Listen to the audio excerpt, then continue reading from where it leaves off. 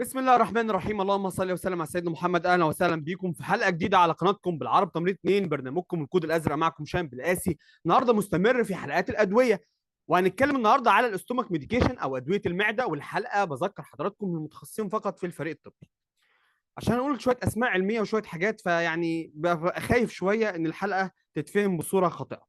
طبعا الحلقه اهداء الى روح زميلي العزيز عبد الله فهمي، 26 سنه، ربنا يرحمه ويدخله فسيح جناته، وادعوا له بالرحمه. ربنا يرحم والدي ويرحم جميع امواتكم يا رب العالمين واموات الناس. بسم الله الرحمن الرحيم. كده بدايه. الرسمه اللي قدام حضراتكم دي لازم حضراتكم بس تفهموها، ما تحفظوش حاجه. ايه الرسمه اللي قدام حضراتكم دي؟ دي المعده، قطاع من المعده، يبقى دي اسمها المعده. طيب دي المعده عامه كلها بالخلايا بتاعتها دي، بس هنا بتتقسم لجزئين: جزء اللي هو بيسموه اليومن، القناه، وجزء البلد، يعني ناحيه الاوعيه الدمويه وناحيه المعده من جوه المعده بالظبط، يعني ده اللي جوه المعده. طيب ايه اللي موجود جوه المعده؟ عصاره. لو انت سالت اي حد من الناس ويقول لك ايه اللي جوه المعده، يقول لك ده عصاره المعده. يعني ايه عصاره المعده؟ يعني حمض الهيدروكلوريك. يعني ايه حمض الهيدروكلوريك الهيدروكلوريك يا هشام؟ يعني اتش، ايون اتش جه مع السي ال وارتبط. حمض قوي جدا اسمه حمض الهيدروكلوريك. طيب تعالوا بقى نفهم الرسمه. عشان حمض المعده يتكون، في خلايا اساسيه هي اللي بتكونه، خلايا في الميوكوزا او في الجدار المبطن للمعده، او في جدار المعده، اسمه الباريتال سيلز. يبقى اول حاجه لازم تعرفها ان في حاجه اسمها الخلايا، اسمها باريتال سيلز، وهي دي اللي بيتكون فيها ايون الهيدروجين والكلورايد. يجي الكلورايد من الدم، يطلع جري جري جري جري جري من خلال القناه بتاعته، اسمه كلورايد شانل. يطلع يقوم مستني مين؟ طالع في قلب المعده من جوه اليومن. يستنى ايون الهيدروجين اخوه حبيبه عشان يكون الحمض، لان الحمض ما ينفعش يتكون داخل المعده عشان ما ياكلش المعده نفسها، او ما تحصلش تهتك للمعده، او يحصل لها ربشر او تقطع، او يحصل لها قرح او كلام من ده. فربنا سبحانه وتعالى خالق الحمض بيتكون بره. يستنى ايون الهيدروجين. ايون الهيدروجين يجي ازاي؟ بيجي ثاني اكسيد الكربون مع الكالسيوم في وجود البايكارب اللي موجود في اليوم، جاي مع بعضه، يحصل عمليه تفاعل كيميائي في وجود الميه، يقوم طالع خارج ايون الهيدروجين، وده اللي يهمني. ايون الهيدروجين بيخرج من مضخه، المضخه دي طبعا بياخد بوتاسيوم، بعدين يطلع الهيدروجين. بيسموها هيدروجين او بروتون بوتاسيوم اي تي بيز بامب. ودي مهمه جدا ان انت تعرف ان هنا في مضخه. دي الرسمه. يقوم طلع ايون الهيدروجين ماسك في الكلورايد، يقوم مكونين اتش سي ال او حمض الهيدروكلوريك، او العصاره المعديه بالعربي. طبعا برضو في ايون البوتاسيوم بيخرج بره، ويرجع تاني يخش عشان خاطر يعمل التفاعل بتاعه. ده باختصار اللي انت حضرتك لازم تعرفه. في رسمه كمان حضرتك لازم تعرفها، هي نفس الرسمه. الرسمه دي جوه وبره. يعني ايه يا عم هشام؟ يعني ده الباريتال سيلز بتاعتنا، وديت اليومن اوف ستومك، يعني ده المعده من جوه اللي فيها العصاره، جاستريك اسيد اهو، اتش سي ال. تمام. وده اهو الجزء البلاد فيزلز. بس يهمني هنا تعرف حاجه. عشان المعده تتنبه بيجي لها شويه مستقبلات بتستقبل منبهات. زي الايه؟ زي الاستايل كولين والهيستامين والبروستاجلاندين والجاسترين او الجاسترين. تمام. كل واحد ده بينبه المعده، لما بيتفعل بينبه المعده. ودي طبعا العلاجات بتاعته زي المايزو بروستول ان شاء الله هنعرفها، ده بينبه البروستاجلاندين. زي مثلا اتش 2 هيستامين ريسبتورز بلوكرز، دي بيقفل الهستامين، هنعرف كل الكلام ده. زي الانتي مسكرونيك ان شاء الله نعرفها، بيوقف الاستايلكولين. وعندنا البروتون بامب انهبيتور، ده بيوقف المضخه. وده اقواهم وايه واحسنهم. افتكروا بس الرسمه دي. يبقى انا يهمني ايه في الرسمه يا جماعه؟ اعرف ان ايون الهيدروجين عشان يتفرز، تمام، بيتفرز من خلال تنبيه عصبي للمستقبلات اللي في الباريتال سيلز، بتاجي بقى سواء بقى من المخ، من الجهاز العصبي المركزي، السنترال نيرفس سيستم، او من جهاز الاندوكراين. طيب تعالوا كده نشوف بقى اشهر الادويه بتاعت المعده. انا فهمتوا كده الرسمتين، يهمني المقدمه جدا. احنا ليه بناخد ادويه المعده وهي ادويه المعده؟ بصوا يا جماعه، المعده بتاعتنا بتفرز الحمض بتاعنا، صح؟ بالونه فيها جدار كده عباره عن شويه جل، وطبعا بتفرز العصاره بتاعتها عشان خاطر تكسر الاكل بتاعنا، تهضمه، سواء تطلع بيبسين يكسر البروتين، او سواء عشان تهضم ببساطه جدا الاكل. واحد يقوم واكل اكله ويقول لك انا اكلت اكله دسمه قوي، اما اروح اجيب فوار من الصيدليه. مصر مشهوره جدا بالفوار. يعني اي حد بياكل اكله دسمه وطلع على نفسه يقول لك انا طلع على نفسي، انا عندي حمو هارت بيرن جه على صدري، حاسس ان المعده بتاعتي جابت كل العصاره بتاعتها وجت في بقي. يقول لك انا هروح اجيب شويه فوار. وده مشهور جدا في مصر. ايه هو بقى الفوار؟ بيسموه حاجه اسمها انت اسيد، مضادات الحموضه. انت معناها مضاد، واسيد يعني مضاد الحموضه او انتي اسيد. طيب، عباره عن مجموعه من الادويه بتحتوي على مواد ذات طبيعه قلويه، وهنا بتكمن النقطه. يعني اويك بيز. عشان تعمل ايه؟ عشان تعمل عمليه معادله لحمضيه المعده، نيوترلايز لجاستريك اتش سي ال. يعني ايه يا عم هشام؟ انا مش فاهم حاجه. بصوا يا جماعه، انا اكلت اكله مثلا دسمه، وليكن مثلا محشي، وطلعت على نفسي، والعصاره بتاعتي بسم الله ما شاء الله بدات تشتغل، واتش سي ال اتش سي ال اتش سي ال، ده حمض. اما انا راح واخد شويه بيكربوناتو او شويه فوار في طبيعه قلويه. اشهر الفورات او اشهر الحاجات بيكربونات الصوديوم، صوديوم بايكارب، او هيدروكسيد الومنيوم هيدروكسيد، او مغنيسيوم هيدروكسيد، او كالسيوم كربونات اللي هو كربونات الكالسيوم، او ملح هيدروكسيد المغنيسيوم، او ملح هيدروكسيد الالومنيوم، او بيكربونات الصوديوم.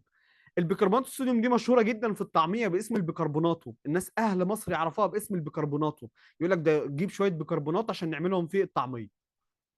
بس العلماء لقوا ان الملح الهيدروكسيد الومنيوم بيعمل كونستيبيشن او امساك، والمغنيسيوم ده بيعمل دايريه. فقال لك خلاص، بصوا بقى الشركات عشان ما تخسرش، قال لك احنا نحط كله مع بعض. خلاصه الكلام يعني بيحطوا الهيدروكسيد والالومنيوم مع بعضه، الاثنين ممكن في فوار واحد، ممكن البيكربونات الصوديوم. بصوا هوريكم بقى عشان برضو ايه ما نقعدش ايه اتكلم كتير وتوه مني. بسم الله الرحمن الرحيم. هتلاقي مثلا المواد الفعاله مشهوره في جمهوريه مصر العربيه، حاجه اسمها مثلا مالوكس، او الايبيكو جيل، او فار فروت، او جافيكسون. هتلاقي مثلا هنا في الايبيكو جيل ده كان والد الله يرحمه بياخده عشان خاطر برضه نسبه الفوسفور عاليه، وعشان خاطر الحمضيه كتير عنده، فكان ده عباره عن الومنيوم هيدروكسيد ومغنيسيوم هيدروكسيد. الفوار فروت ده طبعا هو فوار الفواكه بتاعنا المشهور جدا، ده فيه بيكربونات الصوديوم، وطبعا فيه مواد كتير برضو، حمض الترتريك، وهتلاقي حمض الستريك. فهتلاقوا فيه شويه مواد، بس هو اشهر حاجه فيه اللي هو بيكربونات الصوديوم بنسبه كبيره.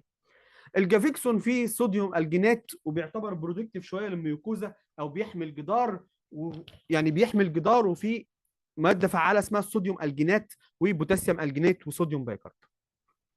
يبقى اول حاجه بتاخد حاجات للحموضه. طيب، تاني حاجه ممكن اديها حاجه اسمها السايتو بروتكتيف ايجنت، مركبات الحمايه. ودي عباره عن مركبات بتحمي الجدار المبطن للمعده، او المبطن للمعده، ده اسمه الميوكوزا. بيسموا الجدار المبطن للمعده باسم الميوكوزا. ميوكوزا ده اسمه الجدار المبطن. طبعا فبتقلل الالتهابات، وبتعمل على عمليه التئام قرح الفراش. اسف، قرح المعده، انا قلتها قرح الفراش، معلش هي مكتوبه هنا خطا، اسمها قرح المعده، ستومك او بيبتيك ألسر. قرح المعده اسمها بيبتيك ألسر، معلش هي مكتوبه بس في الباوربوينت غلط. بتعمل على التئام قرح المعده، بيبتيك ألسر، او ديودونال ألسر. مثل وبتعمل ازاي يعني؟ إيه الميكانيزم بتاعها وايه الاجراء بتاعها؟ بتعمل طبقه من الجل، فبتمنع انحلال او ديجريديشنز او ديجريديشنز الميوكوزا بانزيم البيبسين او حمض الهيدروكلورايد. كمان بتزود افراز بروستاجلاندين. وقلنا بروستاجلاندين ده مهم جدا عشان برضه تكون طبقه الميوكوزا، وافراز المخاط اللي موجود، والبيكربونات. اشهر مواد عندنا السكرولفيت، والبزموس، والريبا ميبايد. قسموها ريبا ميبايد، ريبا ميبايد. طيب، السكرالفيت ده عباره عن ايه؟ عباره عن المونيوم هيدروكسيد مع السلفيت سكروز، يعني كبريتات السكروز وهيدروكسيد الالومنيوم اللي احنا قلناها بالعربي. والبزمس مشهور. اشهر حاجتين عندنا هتلاقوهم هنا في مصر هوريها لكم. حاجه اسمها الهيدروكسيد الومنيوم سكروز كبريتيت، طبعا اللي هو الومنيوم هيدروكسيد وسلفيتيت سكروز. والريبا ميبايد دوت زي الميوكوستا والجاستروفيت. ده اشهر حاجه تلاقوها في مصر هنا موجوده في كسايتو بروتكتيف ايجنت. تالت حاجه ممكن نديها حاجه اسمها الاتش 2 بلوكر. يجي الدكاتره يدوا حاجه اسمها الاتش 2 بلوكر، ومن اسمها هي حاجات بتقفل الهستامين اللي بيكون الهيدروجين. يعني مجموعه من الادويه بتمسك في مستقبل الهستامين، فلو خرج من خلايا الانتروكرومافين بيسموها الانترو او الانترو كرومافين اللي هو الاي سي ال، لو خرج منها بيمسك في المستقبل، وبالتالي الهستامين يجي يقف على المستقبل ما يلاقيش مكان فما يكونش الهيدروجين، فبيقلل من افراز حمض الهيدروكلوريك عصاره المعده. اشهر حاجه دلوقتي كان زمان كان اسمه الرانتدين. اي حد في مصر كان تقول له الزنتاك، اي حد. طبعا جه الاف دي اي وقال لك كارسوجينيك ايجنت ولازم يتسحب من السوق، واتسحب من السوق بعد سنين طويله طويله جدا من استخدامه. فده بيعمل ايه يا جماعه بالانجلش؟ بلوك ذا اكشن اوف هيستامين ات اول اتش 2 ريسبتورز ديكريز فروم الانتروكرومافين اي سي ال اند ريديوس الاستايل كولين اند الجاسترين كمان. طيب ده طبعا مشهور هنا باسم الراني. الماده بتاعت الراني زمان كان الرانتدين، دلوقتي الحمد لله الشركه لعدم الخساره طبعا فعملت فيها موتدين.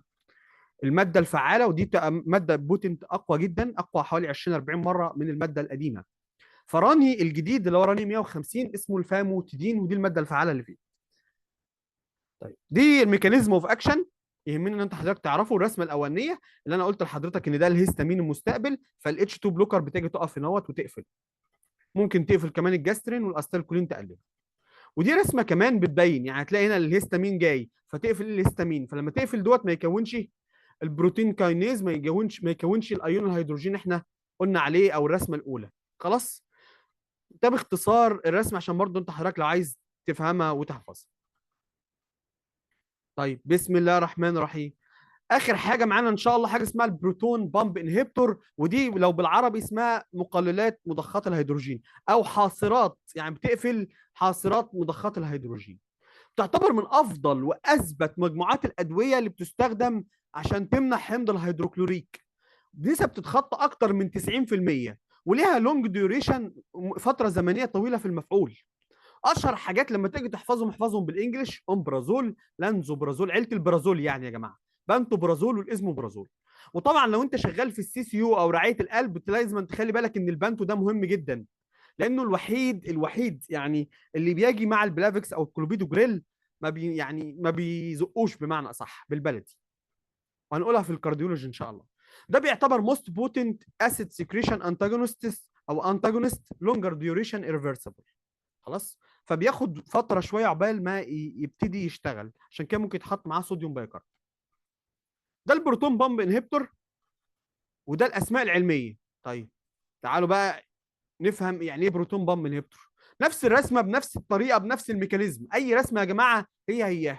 ده الباريتال سيلز اللي انتوا عارفينها اسمها باريتال سيلز، الخلايا اهي. سيبكم من الشكل يعني ان هو اتغير. خلاص، ده الباريتال سيلز. جت هنا الجاسترين، استايل كولين طبعا مسك في المسكرونيك ريسبتور، والهيستامين، وجي طبعا البروستاجلاندين. كلهم بيتكونوا عشان بيخرجوا من خلال المضخه، مضخه ايون الهيدروجين او اللي هو بيسموها هيدروجين بوتاسيوم اي تي بيز. لما اجي اخد الادويه ده اهي بتروح تقوم ماسك المضخه، عشان كده هي افضل ادويه تمنع تكون الهيدروجين، فيمنع تكون حمض المعده. طبعا بتتاخد قبل الاكل، وما بتستخدمش ليه يعني لوقت طويل، عشان بتعمل مشاكل كتير جدا جدا جدا. فخلوا بالكم من الحته دي اللي هي ما تستخدمش لفتره طويله، يعني ما حدش يجيبها عمال على بطال يقعد ياخد مش عاوز اقول، لا هقول يعني مش عارف اقول الاسماء التجاريه ولا لا، انتوا تعرفوها ان شاء الله. في مصر هنا بيبلبعوا حاجه اسمها البانتوبرازول ده، يعني في مصر هنا بيبلبعوا ده. اي حد تعبان يقول لك خد كونتر، خد كونتر، تمام، خد بانتوبرازول، بيبلبعوه. اي حد تعبان يقول لك خد نجزع، خد جاسك. طبعا مش هكمل الجمله عشان برضو ما يقولش ده اعلانات. اتفقنا؟ فاشهر ماده هنا البانتوبرازول، الازموبرازول، الامبرازول. اي حد تعبان بياخد هذه الادويه. فالادويه دي لا تستخدم لوقت طويل يا اخوانا، عشان خاطر ممكن يحصل مضاعفات، نخلي بالنا من هذا الامر. اتفقنا؟ طيب.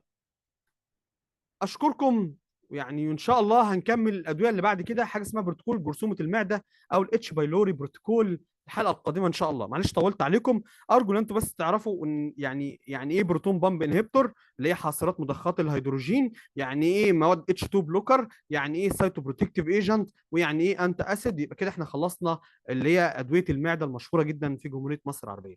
مع السلامه، اشوفكم في حلقه اخرى.